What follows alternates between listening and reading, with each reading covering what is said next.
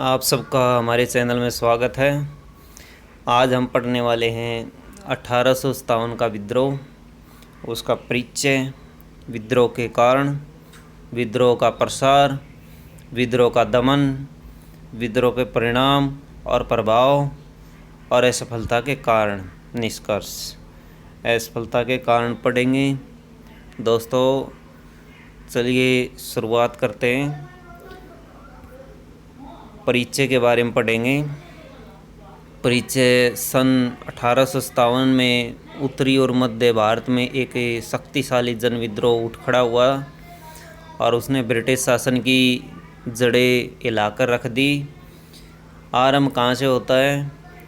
Company के सेना के अंदर जो भारतीय सिपाही थे उन्होंने इसकी शुरुआत की थी, लेकिन जल्द ही व्यापक रूप धारण किया इसने और लाखों किसानों, दस्तकारों, जमींदारों और विद्वान आदि सबको प्रभावित किया और इन सब ने इसमें भाग लिया। 1 साल से अधिक समय तक लड़ते रहे। विद्रोह के क्या क्या कारण थे इसके बारे में जानकारी लेंगे। सन 1857 के विद्रोह के पीछे सामाजिक, सांस्कृतिक, आर्थिक व तात्कालिक कारक जिम्मेदार थे।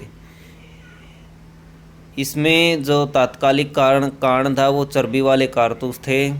भारत में 1856 के अंत में इनफील्ड राइफलों का प्रयोग शुरू हुआ, जिसमें चर्बी युक्त कारतूसों का प्रयोग किया गया। आर्थिक कारण देखते हैं, क्या क्या आर्थिक कारण थे। अंग्रेज़ों द्वारा लागू की गई भूमि व्यवस्थाओं से किसानों की हालत बदतर हो गई थी। दोस्तों डलहौजी ने व्यापगत की एक नीति अपनाई थी, जिसमें किसानों की भूमि और जहाँ पर कोई किसी राजा का पुत्र नहीं है तो उस राज्य को हड़प लेना, तो इस तरह की व्यापगत नीति के अकॉर्डिंग डलहौजी ने बहुत सारे राज्यों को हड़प लिया था। तो इस वजह से काफ़ी भूमि अंग्रेज़ों के कब्जे में चली गई थी और बहुत सारे किसान और रियासतों के राजा अंग्रेज़ों के ख़िलाफ़ हो गए थे, जैसे अवध, झांसी, पंजाब, बहुत सारे ऐसी जो जगह थी वो अंग्रेज़ों ने हथिया ली थी। शिल्पियों एवं दस्तकारों की बर्बादी, जैसे क्या करते थे अंग्रेज़, कच्चा माल यहाँ से जहाज़ों में भर करके इंग्लैंड पहुँचाते थे और उस कच्चे माल से नई नई वस्तुएं तैयार की जाती थी और उन वस्तुओं को यहाँ इंडिया में लाकर बेचा जाता था। दोस्तों कच्चे माल से संबंधित जितने भी उद्योग थे वो समाप्त हो गए थे, वो फैक्ट्रियाँ बंद हो गई थी। इस वजह से यहाँ के लोगों को कोई रोज़गार नहीं मिल पाया या था तो उनका समाप्त हो गया। जमींदारों एवं समाज के मध्यम एवं उच्च वर्ग के लोगों के बीच व्याप्त निर्धनता, ज़मीन का बहुत अधिक लगान देना, ज़मीन का बहुत ज़्यादा लगान देना पड़ता था, ये भी इसके कारण रहे। किसानों पर बोझ ज़्यादा हो गया और बोझ तले दब गए। ज़मीन का मालिकाना अधिकार किसानों के हाथों से निकल गया, व्यापारियों और सूदखोरों के कब्जे में चला गया। किसानों की तबाही का नतीजा 12 बड़े और अनेक छोटे अकाल, कुछ कारण ऐसे भी थे कि अकाल भी पड़े थे, 12 छोटे बड़े अकाल पड़े थे, जिसकी वजह से पानी की कमी हो गई थी और फसल नहीं उग पाई थी।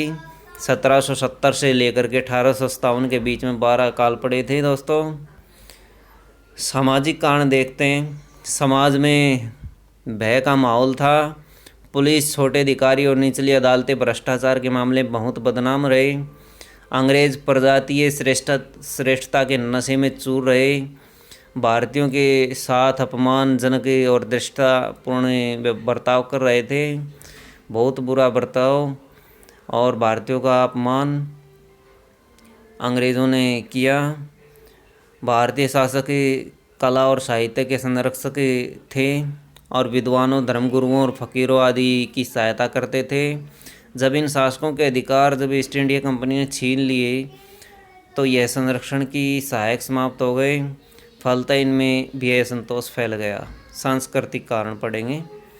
भारतीयों को लगने लगा कि ब्रिटिश शासन उनके धर्म और रीति रिवाजों को नष्ट कर देने पर अड़ा हुआ है।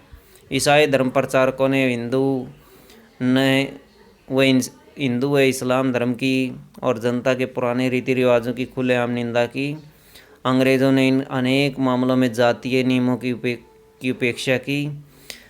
धर्मों को, पंडितों को, धर्म मौलवियों के अंदर यह महसूस होने लगा कि उनके भविष्य खतरे में है। विद्रोह का तात्कालिक कारण देखते हैं दोस्तों। विद्रोह का तात्कालिक कारण क्या था? विद्रोह का तात्कालिक कारण था चर्बी वाले कारतूस। भारत में 1856 के अंत में इनफील्ड राइफलों का प्रयोग शुरू हुआ, जिसमें चर्बी वाले कारतूसों का प्रयोग हुआ। 29 मार्च 1857 को बैरकपुर की छावनी में 34वीं NI रेजिमेंट के मंगल पांडे ने लेफ्टिनेंट बाग और जनरल हायूसन की हत्या कर दी। इस घटना के बाद 8 अप्रैल 1857 को सैनिक अदालत के निर्णय के बाद फांसी की सज़ा दे दी गई। ब्रिटिश शासन के प्रति काफ़ी ज़्यादा असंतोष था।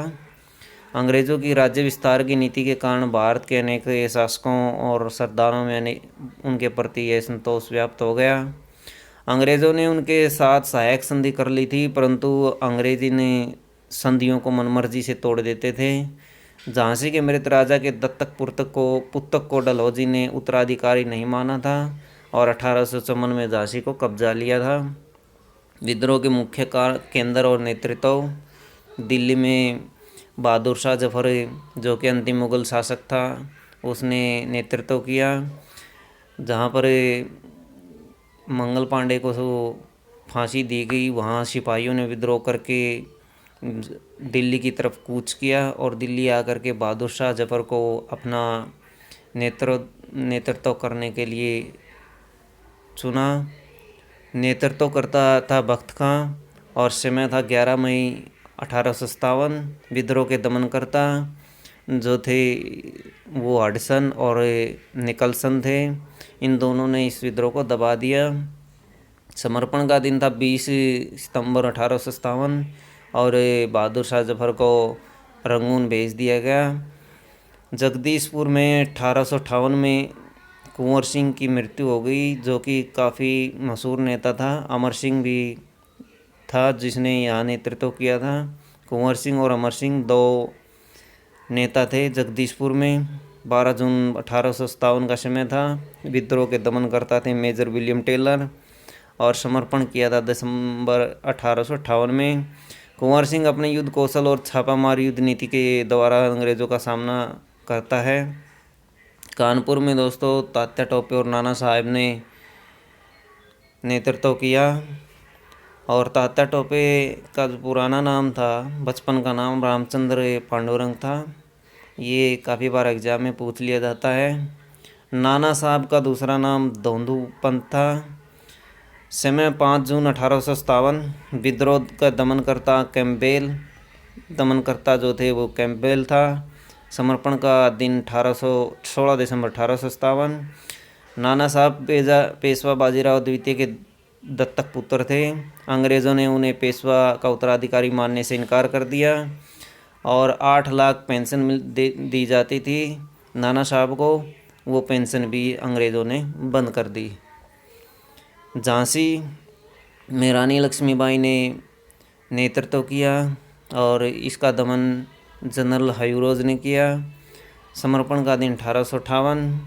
लॉर्ड डलहौजी ने गोद नियम विधि से झांसी को अपने साम्राज्य में मिला लिया था और पति की मृत्यु के बाद दामोदर राव नामक एक अल्पवयस्क बालक को गोद ले लिया गया था, लेकिन डलहौजी ने उसको शासक मानने से, राजा मानने से इनकार कर दिया। लखनऊ में बेगम हजरत महल ने नेतृत्व किया। इलाहाबाद में नेता लियाकत अली ने नेतृत्व किया। बरेली में नेता खान बहादुर खान ने नेतृत्व किया।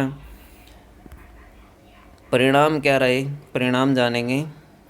1857 के विद्रोह के बाद भारत का शासन ईस्ट इंडिया कंपनी के हाथों से निकल करके ब्रिटिश क्राउन के हाथों में चला गया। 1 नवंबर 1858 को इलाहाबाद में लॉर्ड कैनिंग ने महारानी विक्टोरिया की उद्घोषणा में कहा और उस गवर्नर जनरल कैनिंग को वायसराय की उपाधि दे दी गई। उद्घोषणा की विक्टोरिया महारानी ने और लॉर्ड कैनिंग को वायसराय बना दिया गया और भारत का पहला वायसराय लॉर्ड कैनिंग, इसको 1858 में बनाया गया था और यही लॉर्ड कैनिंग ही अंतिम गवर्नर जनरल रहा। 1857 की उद्घोषणा के बाद पील कमीशन की सिफारिशों के अनुसार भारतीय सैनिकों और यूरोपीय सैनिकों की संख्या का अनुपात 5:1 से घटा करके 2:1 कर दिया।